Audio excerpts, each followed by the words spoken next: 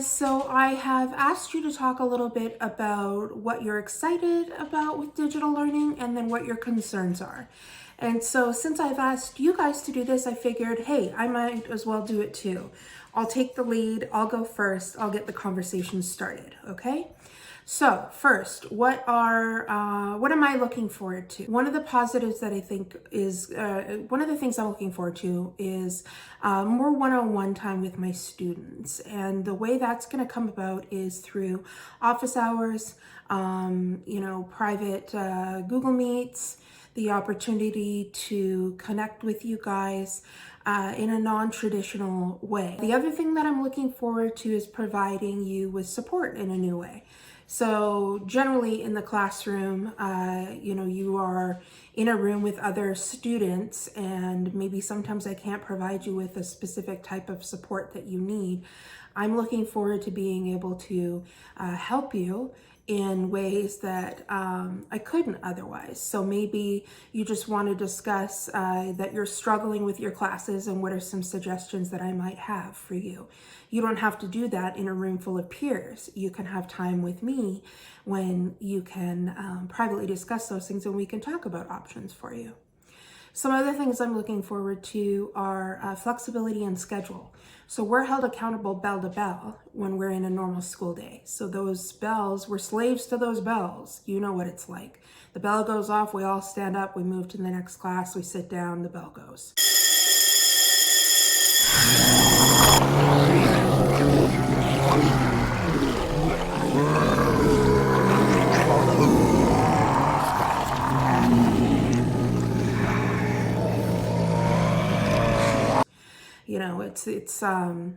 We don't have flexibility.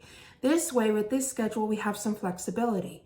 You still have due dates and you still have things that you have to get done during the week, but there's flexibility there. So I have the ability to take phone calls in the evening, or I have the ability to digitally drop material to you, and then you can do it on your own at whatever time may work with your schedule. So I am looking forward to that as well.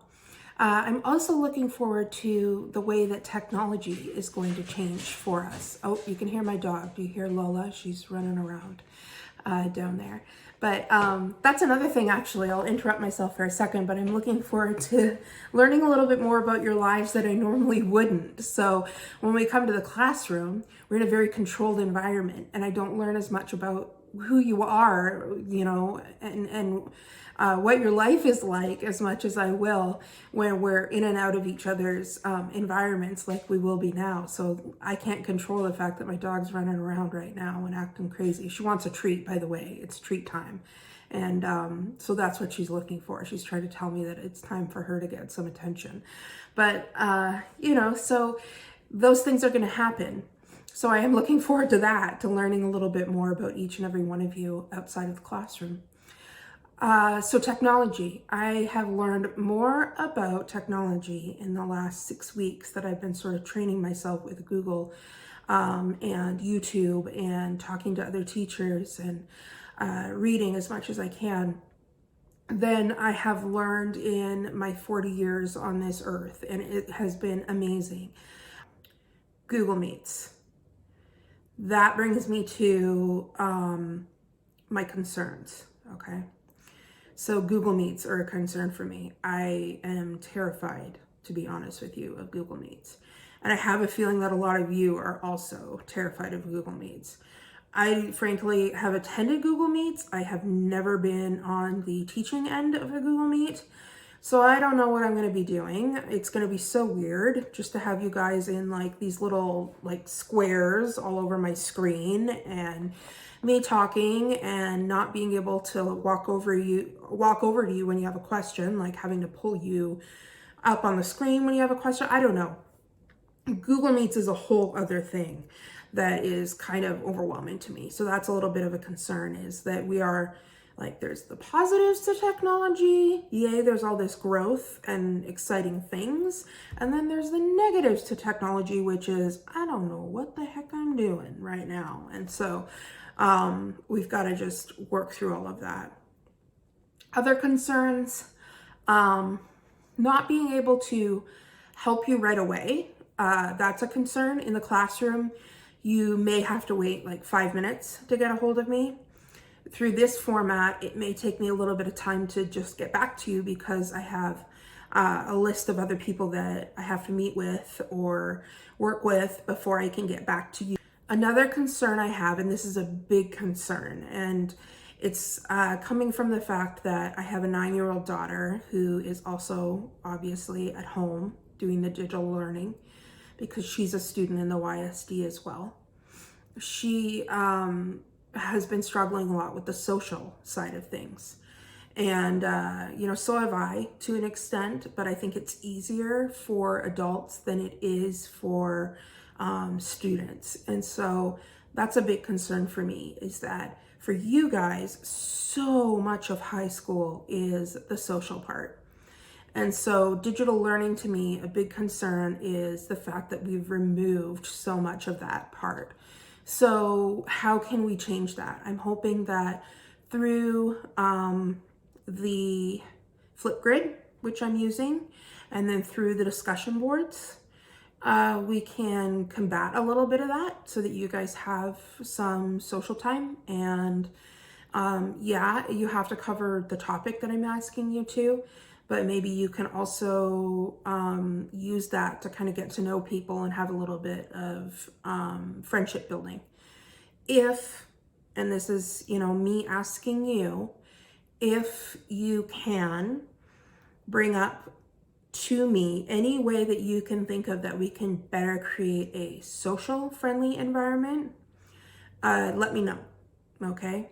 Because again, I only know about the programs that I'm using. And so if there's another program, another platform, another piece of software, another way that you can see us interacting as a group to create a good social event together. So those are really my concerns. Now, what I want you to do is you're not going to do a video answer this time. I think that something like this is more comfortable maybe to type out. And so you're going to do a discussion. Now, your posts are not going to be one-word answers. I want you to actually think about this. I want you to write a small paragraph of somewhere between 5 and 8 sentences that tells us, as the readers of your responses to the discussion, what you're excited about and what your concerns are when it comes to distance learning. And then you are going to respond to one of your peers' posts. So you're going to look at the posts, you're going to read them and find a peer and respond. Now, in the instructions, you will find 2 ways that you can respond, and neither of those 2 ways is negative, okay? Remember, the sense of community here is supportive. We're always supporting each other. You may not agree with something someone posts, so don't comment, just move on. Find something you do agree with and post on that. So I don't know if you can hear, but Lola is now whining. So she's moved from walking around looking for her treat to whining. So I'm going to leave and I'm going to feed her her treat. And you guys are going to start a discussion and commenting. You're not limited to 1 comment on each other's, but you do have to do 1 comment to get full points. So if you want to comment on 2 or 3 of your students' responses, go for it. Great, socialize more, get involved in more of a conversation. But you are required to do a discussion post and then comment on one of your peers' posts as well. Okay, you guys? So take care, enjoy, and I will see you soon. All right, bye.